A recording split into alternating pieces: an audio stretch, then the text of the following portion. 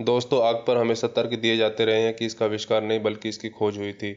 निश्चित रूप से प्रारंभिक मनुष्यों ने आग की घटनाओं को देखा, लेकिन यह पता लगाना बहुत जरूरी था कि आग पर कैसे काबू पाया जाए और किस तरह से इसका उपयोग किया जाए।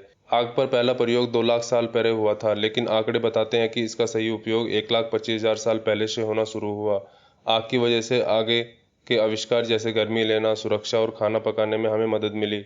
खाना पकाने की क्षमता ने सब कुछ बदल दिया। इससे मिलने वाले पोषक तत्वों से दिमाग का विस्तार होने में मदद मिली।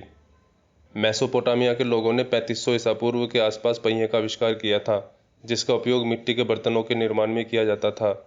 उसके लगभग 300 साल बाद पहियों को रथ पर रखा गया और उसके बाद तो सब बाकी इतिहास है ही। दोस्तों, नेल यानी कीली दिखने में बहुत ही सरल है, लेकिन इसे आज तक के सबसे ज्यादा उपयोगी आविष्कारों में से एक गिना जाता है। आंकड़ों की माने तो इसका उपयोग प्राचीन मिस्र में लगभग 3400 ईसा पूर्व से शुरू हुआ था और बाद में यूनानियों ने 200 से 100 ईसा पूर्व से स्क्रू का उपयोग करना शुरू किया था। ऑप्टिकल लेंसेज का प्राचीन इतिहास रहा है। प्राचीन मिस्र और मेसोपोटामिया में इसका आविष्कार हुआ था। चश्मों से दूरबीन और सूक्ष्मदर्शी तक ऑप्टिकल लेंस ने हमारे देखने की संभावनाओं का विस्तार किया है।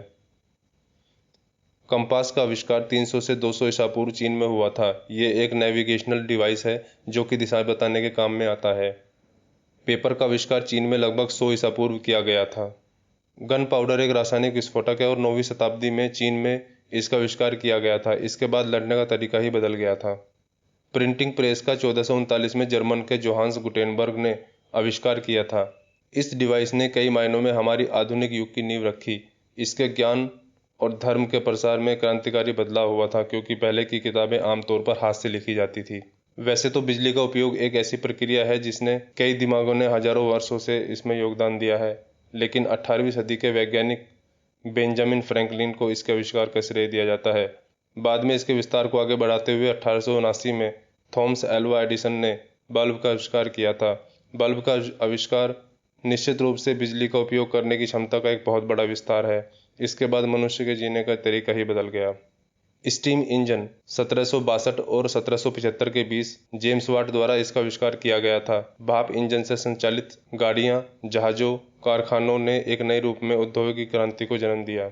1859 में एंटनी लेन्योर ने इंटरनल कंबशन इंजन को निर्मित किया और बाद में निकोलस ओटो ने 1876 में इसमें सुधार किया। यह इंजन रासायनिक ऊर्जा को यांत्रिक ऊर्जा में बदलता है और भाप इंजन को पीछे छोड़ देता है। आधुनिक कारों और विमानों में इसका उपयोग किया जाता है। अलेक्जेंडर ग्राहम बेल को 1876 में एक बिजली के टेलीफोन के लिए पहला पेटेंट मिला। यद्यपि वह इस तरह की तकनीक पर काम करने वाले एकमात्र व्यक्ति नहीं थे, लेकिन निश्चित रूप से इस उपकरण ने संवाद करने की हमारी क्षमता में क्रांति ला दी थी। वैक्सीनेशन यानी कि टीकाकरण का अभ्यास रोगों के उन्मूलन और मानव जीवन काल को फैलाने के लिए जिम्मेदार है। पहले टीका चेचक के लिए 1796 में एडवर्ड जेनर द्वारा विकसित किया गया था। रेबीज वैक्सीन फ्रांसीसी केमिस्ट और जीव विज्ञानी लुईस पास्चर द्वारा 1885 में विकसित किया गया था। 1885 में पहली मोटर कार जर्मन वैज्ञानिक कार्ल बेंज ने बनाई। इसमें 1 सिलेंडर और 3 हॉर्स पावर का इंजन था। कार के आने से हमारा यात्रा करने का तरीका पूरी तरह से बदल गया। साथ ही साथ हमारे शहरों के डिजाइन भी बदल गए। अमेरिकन राइट भाइयों ने 1903 में एयरप्लेन का आविष्कार किया। विमानों से हमने बड़ी दूरी कम समय में तय करने में कामयाबी पाई। 1928 में स्कॉटिश वैज्ञानिक अलेक्जेंडर फ्लेमिंग द्वारा पेनिसिलिन की खोज की गई।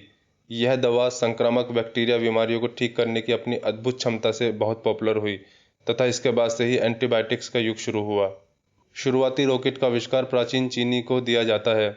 आधुनिक रॉकेट सैन्य क्षमताओं को बदलने और मानव द्वारा अंतरिक्ष में और अधिक संभावनाएं तलाशने में मददगार साबित हुआ।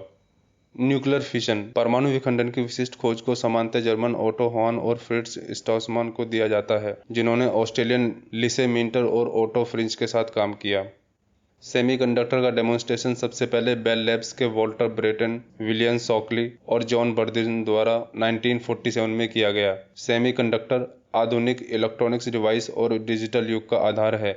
यह प्रमुखतः सिलिकॉन से बनाया जाता है। सिलिकॉन के नाम से ही सिलिकॉन वैली का नाम पड़ा, जो आज की प्रमुख कंप्यूटिंग कंपनियों का एक गढ़ है।